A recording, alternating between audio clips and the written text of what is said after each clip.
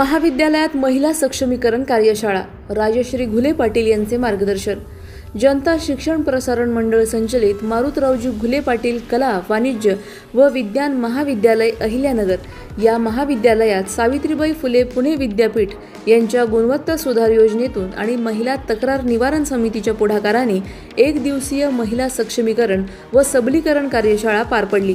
कार्यक्रमाचे प्रमुख उद्घाटक होत्या संस्था विश्वस्त व माजी जिल्हा परिषद अध्यक्ष सौ राजश्रीताई चंद्रशेखर घुले पाटील, ज्यांनी विद्यार्थिनींना प्रेरणादायी मार्गदर्शन केले।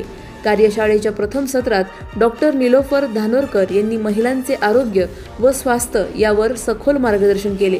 द्वितीय सत्रात महाराष्ट्र पोलीस तोफखाना पोलीस स्टेशनच्या सौ संपदा तांबे यांनी महिला हक्क संहिता, सुरक्षा आणि कायद्याविषयी उपयुक्त माहिती दिली। तिसऱ्या सत्रात न्यू लॉ कॉलेजच्या प्राध्यापिका प्रियंका खोळे यांनी महिलांचे कायदे व हक्क याबाबत सविस्तर माहिती दिली।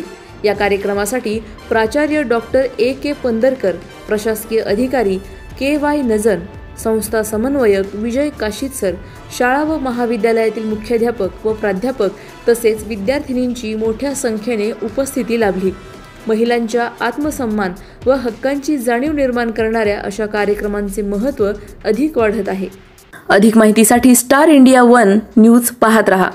चॅनलला सबस्क्राइब करा आणि अशाच अपडेट्ससाठी बेल आयकॉन दाबा।